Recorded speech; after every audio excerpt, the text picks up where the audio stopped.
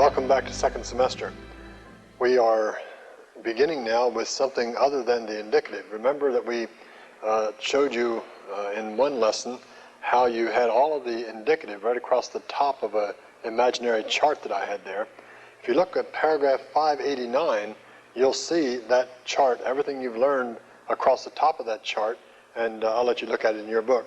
But you'll see that, and then you'll see that we're going to learn in this semester subjunctive, imperative, infinitive, and participle, along with a few other things. So we're getting into some grammar now, and I hope that you will enjoy. I'm sure you will. You'll enjoy it because it's going to get into some really fine points of interpretation in the word. So the first thing we want to do is just a couple of vocabulary words. See these two? You have pros erkame, I come to, pros erkame, I come to. That takes the dative. And then on usa on, the present participle of me, and it means being. On usa on, being. And incidentally, those forms for being will be the endings of the participle, as we'll see in just a moment. The first thing we want to do now is to look at the forms of the present and the present active and present middle and passive participle. We have them here. And these are in your book on page 102 and 103, respectively. You see, ignore this in the box for a moment, and you'll see that we have the present participle lined up here. Now, a participle is a verbal adjective. That is, it has a part of verb, the verb stem here you recognize already, li, and then the endings are really noun endings, or those nouns are the endings. The usage is going to be more adjectival, however. So, verb and then noun. Remember I told you learn articone? Articone, remember articone, arcandos, arcandi, arcanda, arcandes, arcandon, arcasi, arcandas. So we have those endings placed on the verb stem, and this is the masculine. Then you see over here in the neuter, we have the same endings again. So this is going to be very important to learn these. You have 24 forms. It's going to act as an adjective, therefore it has as many forms as an adjective. Then in the middle, in the feminine, you see li, u, sa, and then once you get the sa there, then you can go down just like you would for doxa, a, is, I, on, on, s, as.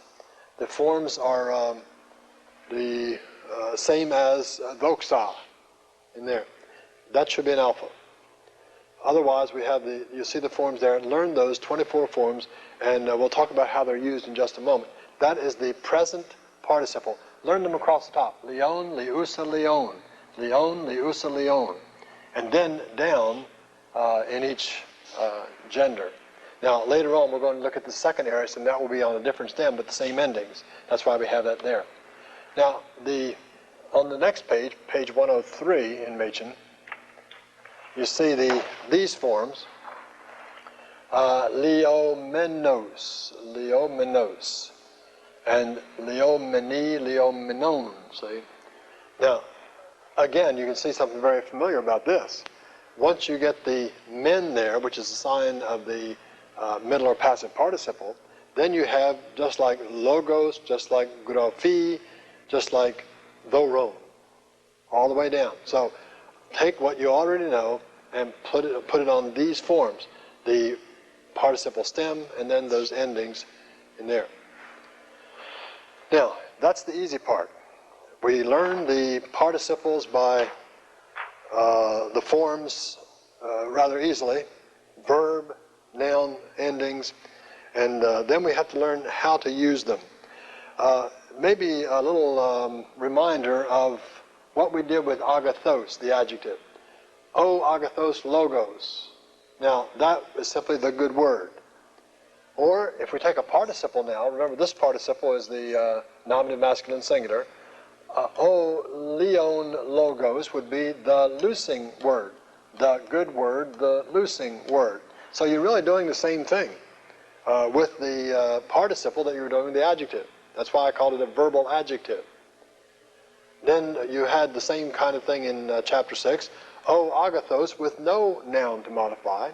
and that meant the good man, because it's masculine. Here we do the same thing, the loosing man. So in other words, a participle is going to have an adjective usage, modifying a noun. It's going to have a noun usage standing in the place of a noun. And then we're going to see one additional usage for the participle, and that's going to be the adverbial use, modifying the action of the verb. So what we want to do then is to talk about usage. Usage as Machen gives it, and then we want to talk about how we have tried to categorize it in the workbook. Notice on page 103 that we have the use of the participles. He says participles are verbal adjectives. Now I'm going to read through and make a few comments on Machen's text, and then we'll come back to other things. Being adjectives, they have gender, number, and case. And like other adjectives, they agree in gender and number and case with the nouns they modify. That's what you'd expect of an adjective. Then on the other hand, he says, they partake of the nature of verbs. They have tense and voice. And they receive, like other parts of the verb, adverbial modifiers. And if they be participles of a transitive verb, they can take a direct object. Now here's what he's saying about that. He's saying they have, this is a participle here, a participle can take an object. If it's a transitive verb, say what? Saying these things. They can take a direct object. They can also have adverbial modifiers.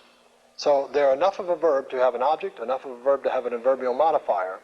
They will not, for the most part, however, have a subject. They are verbal. They are not a finite verb which you can take a subject. They are simply a verbal having objects, having modifiers. Right? That's what he means by that section. Now, he gives an example. The apostle saying these things in the temple sees the Lord. Now he says the legon saying, and it agrees with apostle, so it's the apostle saying. And then he says it's in the present tense because the action which is denoted by is represented as going on at the same time as the action of the leading verb. Now that's important for the adverbial.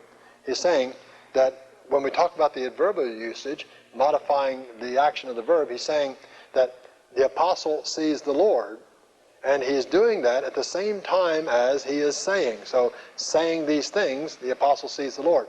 And this is the adverbial use, telling something that's going on at the same time as the time of the main verb. While he is saying these things, the apostle sees the Lord. And that's what he's saying here. There is a tie between this and the time of the main verb. Now, a little farther down that paragraph, 104, he says, it has an adverbial modifier, en to iro, we looked at that, has a direct object, tafta. Then he says, on the other hand, you follow me right down the middle of page 104, on the other hand, it has no subject, has a finite verb. The noun apostolos, which denotes the person represented as performing the action denoted by the participle, is not the subject of the participle, but the noun with which the participle, like any other adjective, agrees. Now, I have to show you this. He's saying that this legon, being nominative masculine singular, agrees with apostolos. Now, even though it agrees with it, and it is seen as doing this because it's the apostle sees the Lord while he, the apostle, is saying these things. So, while it's understood as doing the action, it is not the subject of the participle, it's the subject of the main verb. And we know that it's the apostle who is saying this because it's an agreement. If it were an accusative participle, it would be the Lord saying these things. While the apostle sees the Lord, while the Lord is saying these things. A difference in agreement there would make a different understood subject of the participle. That's all he's saying there. All I want you to do is to hear this, to see it in Machen, underline it in Machen, and then we'll come back and try to explain it in another way. Now, he gives another example in number 2 there, page 104. Vlepomen, ton apostolon legonda tafta en toiro. We see the apostle saying these things in the temple.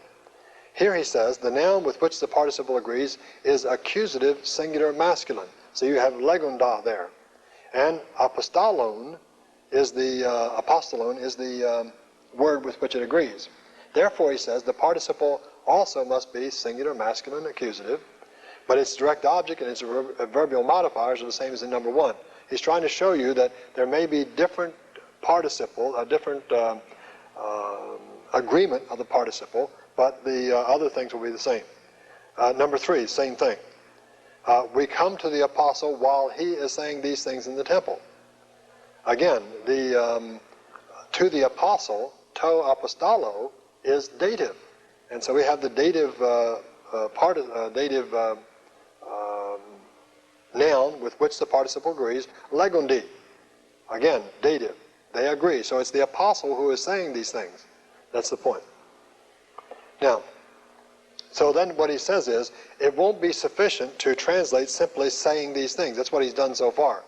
The word legon means saying. So we come to the apostle saying these things in the temple. Saying is all right. That's an English participle. But it would be better if we did it with a clause. So top of 105 he says, the translation, 4th line down, the translation, we come to the apostle saying these things in the temple, would not do it all.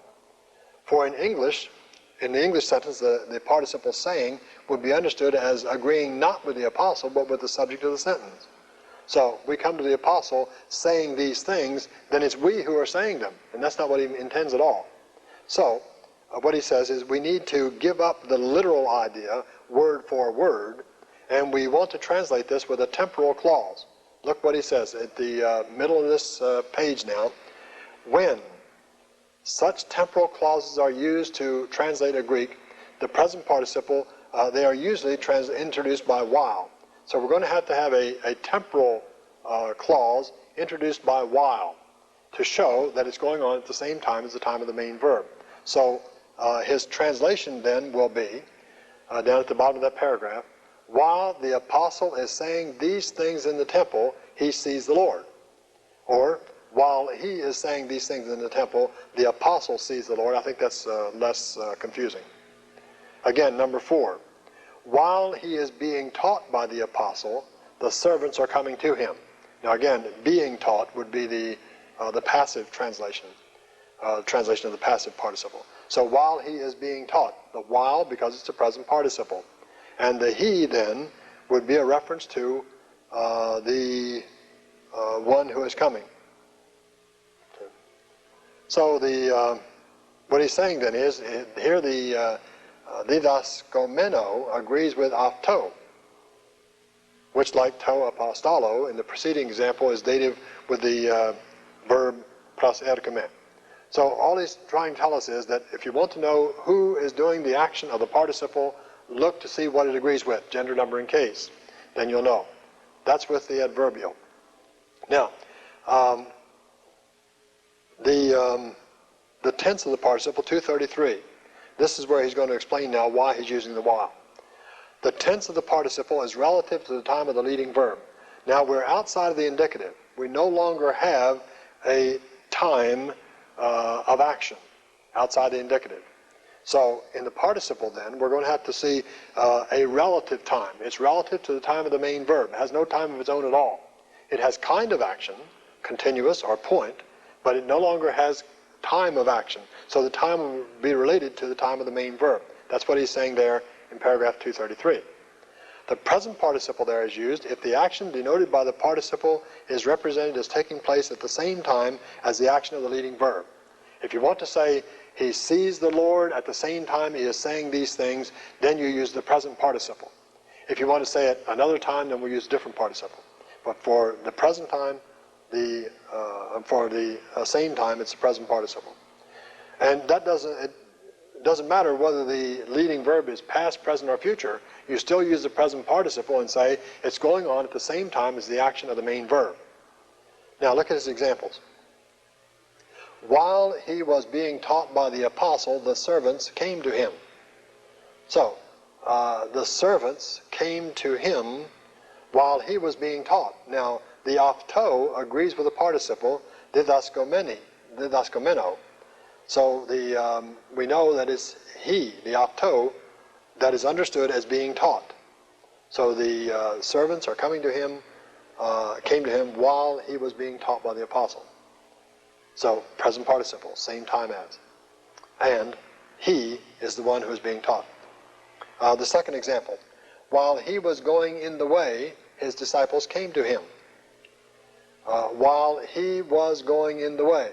Now we know that it's he who was going in the way because the opto agrees with porevomeno.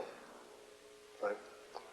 So just watch the agreement, and let me show you here that agreement again in the adverbial.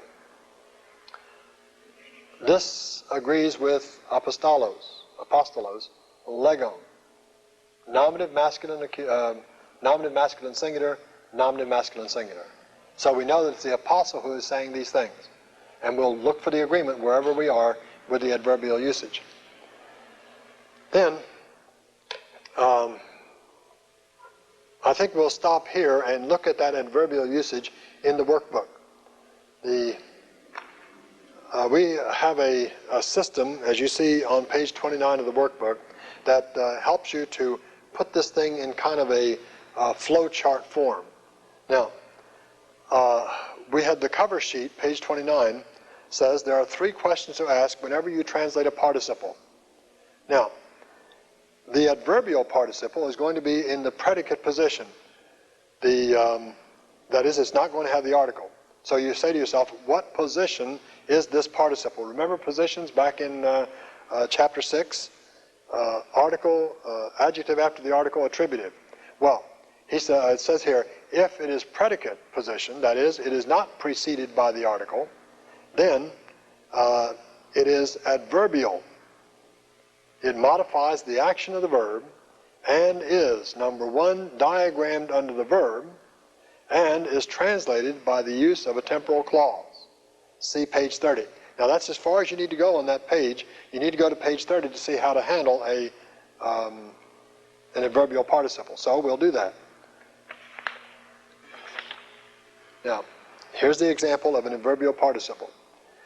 The Greek construction is, note, it appears without the article. Legon, tafta, o apostolos, vlepo, ton, kyrion, or vlepi. Now, if we translated that using a simple English participle, all we have to do is translate saying, saying these things. But we've already seen that that doesn't work sometimes. Sometimes that can be confusing, so we'll not use that. We also will not use the English temporal clause, which would be our temporal phrase, which would be while saying these things. While saying these things still doesn't give us a subject, so we still don't know who's doing the saying. So we opt for the third usage, and that is using an English temporal clause. So whenever you translate a predicate position participle, the adverbial participle, always use a temporal clause, while he is. Now, as I told you, the word saying translates the participle. So we have to justify using while, he, and is. Now follow this. I've numbered them down here, explaining how I got while, how I got he, how I got is. The while is used because the participle is present tense. Whenever you have a present tense participle, your temporal word will be while. Simple. Okay? Now that means then that the action of the present participle is seen as occurring at the same time as the main verb. That's what Machen said in paragraph 233. Now, the be here tells you if you have an aorist participle, use when. Don't worry about that at this point. Okay? While, present participle, that's all we're working on in chapter 18. Now, look at B. Look at 2.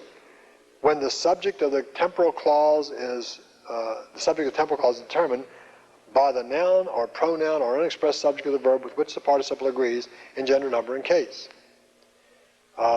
We have it here down at the bottom, see? The subject of this participle, the action of the participle, is determined by the word with which it agrees, gender, number, and case. So that's why we said he, referring to apostle.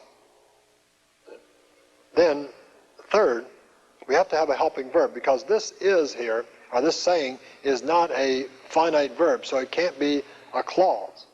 In order to make that a clause, you have to put a helping verb with it, to be verb. Is, was, something. Well, here's why you choose the helping verb.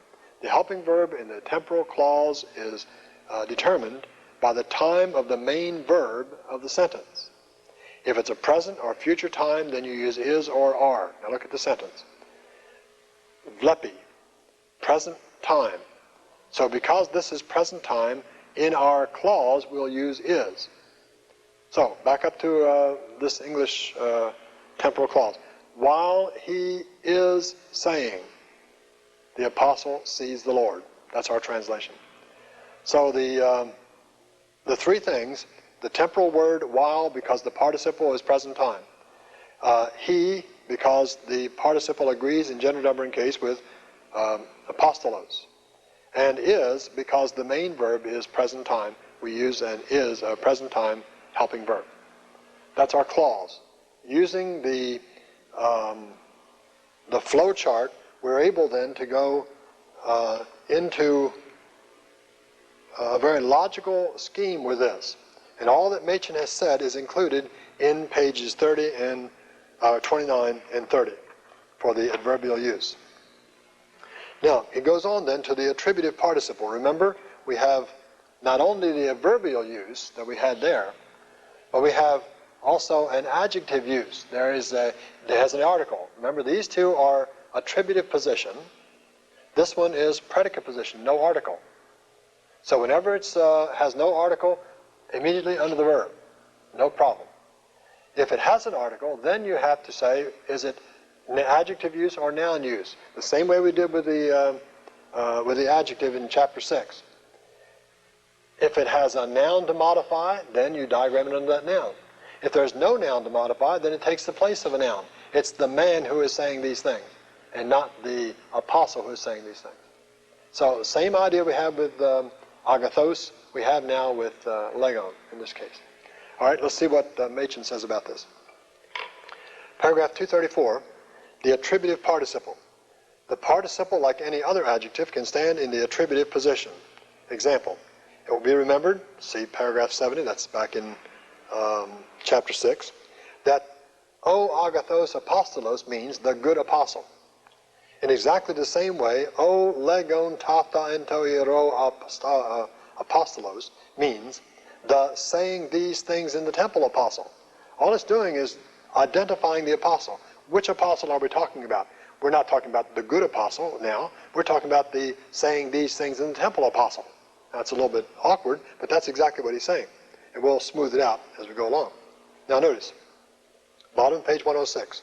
The participle with its modifiers is here an adjective in the attributive position, has the article. It takes the exact place of the attributive adjective agathos in the phrase O agathos apostolos. It is more usual, however, to place the attributive participle with its modifiers in the second of the two alternatives. In other words, you'd expect it to be with an article following the noun, as he says there. The usual order would be O apostolos, O legon, tata, ento hiero. Now, then he says here, the legon, tata, ento hiero takes the place exactly of agathos in the phrase, so forth. Now, the literal translation, this is the second paragraph. Of course, the literal translation, the saying these things in the temple apostle, is not good English. I expect you noticed that.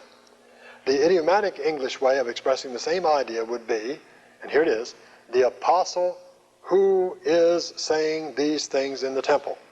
The apostle who is saying these things in the temple.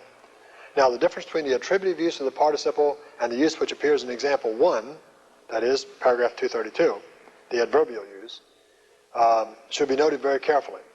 In the sentence, O apostolos legon tafta ento hiero vlepi toni kyrion, the participle legon, being in the predicate, is not in the attributive.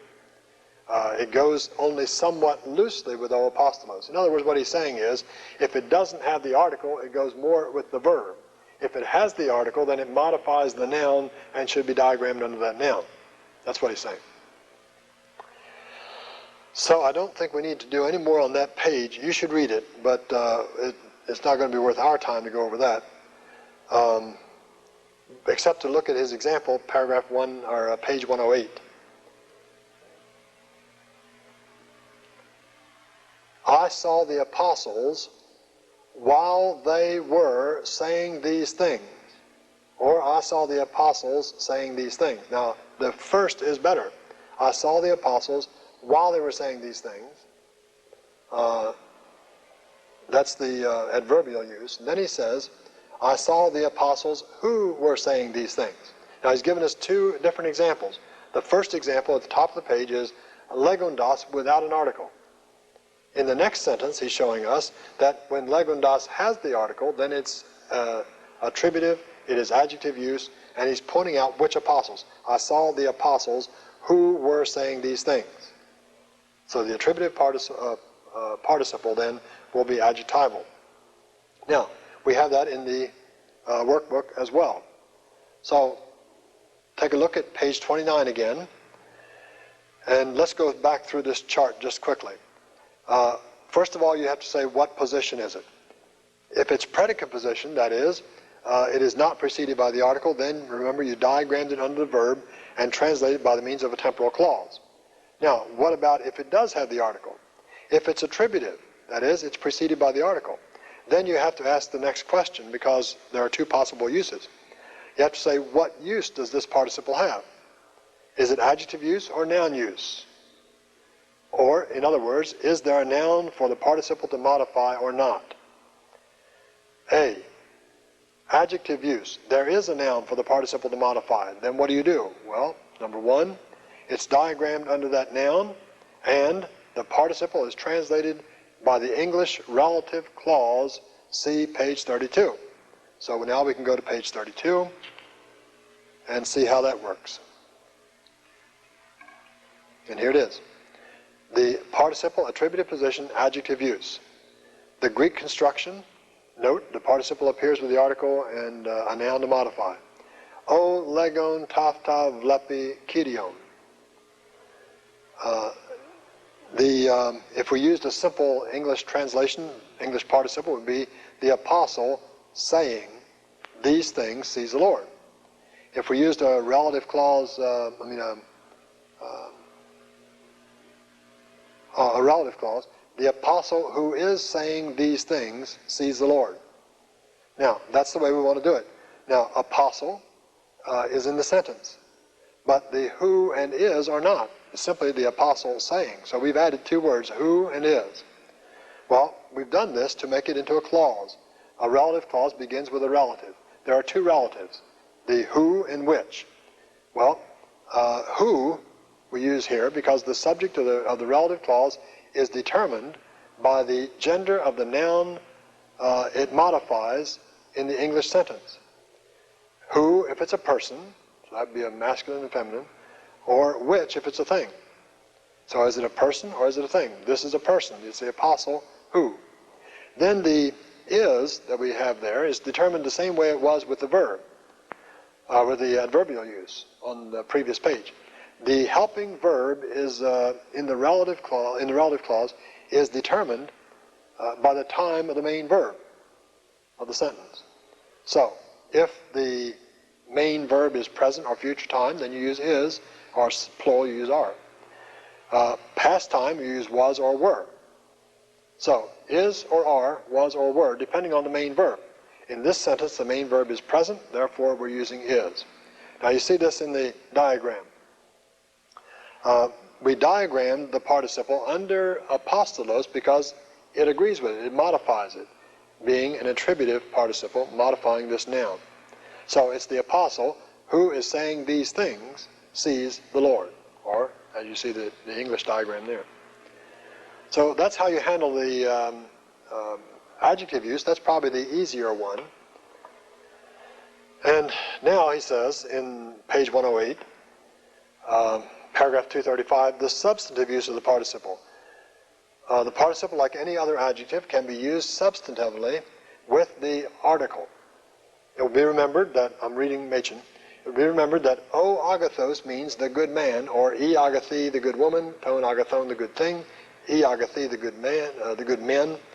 So in exactly the same way, o legon tafta ento hiero means the saying these things in the temple, man. There's no noun for it to modify, so it takes the case of its of the participle, which is masculine, therefore it's man. The participle with its modifiers is just like an adjective, tells what man we're talking about. But how shall the same idea be expressed in idiomatic English? There are various ways to relate this. For example, we could say the man who says these things, or we could say the man who is saying. Now I prefer the latter, the bottom. The man who is saying these things in the temple. And forget the rest of it. The man who is saying these things in the temple. That's what we want. Now the rest of it is simply saying why that is. We won't bother with that. Examples. The following example should be examined, he says. I saw, and I want to change that, I saw the man who was saying these things. I saw the man who was saying these things in the temple. Number 2, I saw the men who were saying these things. Nothing more, nothing different, just that. I saw the men who were saying these things. Because the participle there is plural, you see. The brother of the woman who is saying these things is a servant. Now look, he uses is. Notice your main verb is estin. That's why he's using is as a helping verb. Look at the first example in that light. I saw the man who was. See? Was because your main verb is past time. And the helping verb would be was. Well down the line. All of those are showing you how to use a noun participle, or the noun use of the participle. Let's look at the flip chart again and see if we can relate this to the noun use.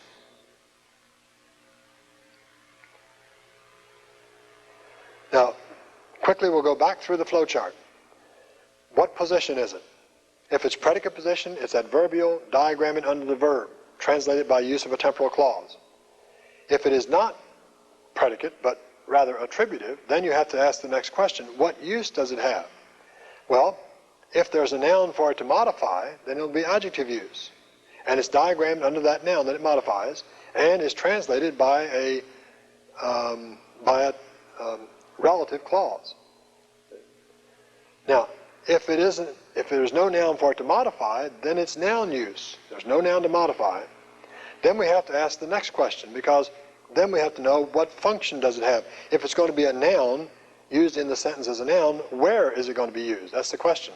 But what function? What part of the sentence? And that's determined by the case. If it's noun, if it's a nominative, it could be subject, could be a predicate nominative. If it's an accusative, remember, anything that a noun can do, a noun participle can do just as well. So, if it's accusative, it could be direct object. It could be object of a preposition. If it's a dative, it could be indirect object, object of a preposition. Could be, we know already now, object of a special verb that takes a dative. Could be dative of means, paragraph 115. If it's a genitive, it could be a possessive, object of a preposition. In other words, anything a noun can do, a noun use of the participle can do just as well.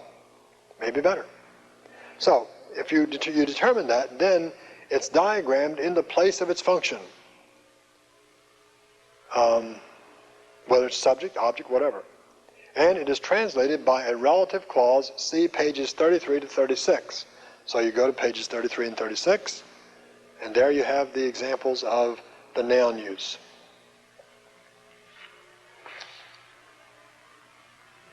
Now you see this one, the substantive or noun use. The participle has the article, but there is no noun to modify, so it's noun use. The phrase serves as a noun in any of the following cases. As a subject. Here's a construction. O pistevon is ton vlepi ton kidion. Now notice, o pistevon, that's the participle. There is no noun for it to modify, see? So, you know that it's going to take the place of a noun. It is nominative, therefore you expect it to be the subject. Subject of this verb. Now, the English participle phrase, the man believing in the Lord, believing in him sees the Lord. An English relative clause, which is what we're going to use, will say, the man who is believing in him sees the Lord. Now, man, because just like we did with o agathos, we said the good man. We got the man from the fact that it's a masculine article and it's a masculine form of the participle. Who, using the relative pronoun, we're referring back to man. Man is a person, therefore we use who. If it were a thing, we'd use which. And we use is the same way we've used it previously. It's present tense helping verb is when the main verb is present. And if it were past time main verb, we use was, etc. See these other pages that we've been using. So the translation would be the man who is saying these things sees the Lord. It's possible to have the man who was believing in him saw the Lord. For instance, see we have a Saul there now, and that would be this one. The man who was believing in him saw the Lord. And because this is Saul, a past time, then our helping verb is going to be was. Over here, where the helping verb is, where the main verb is present, then we would say is. The man who is believing in him sees the Lord. Present time main verb is. Past time main verb was in our clause. Now we go on with the illustrations and we just keep, we're doing these right out of Machen on that same page, on page 109. So you can follow along with those. If it's a direct object, diagram it in the direct object spot. And then translate it. I come to the man who is saying these things. Is saying. Present time main verb. That's why we're saying is saying. Object of a preposition. See, it can be even this structure is better. I had it, this could be up some. But in any case, we're talking about the object of a preposition.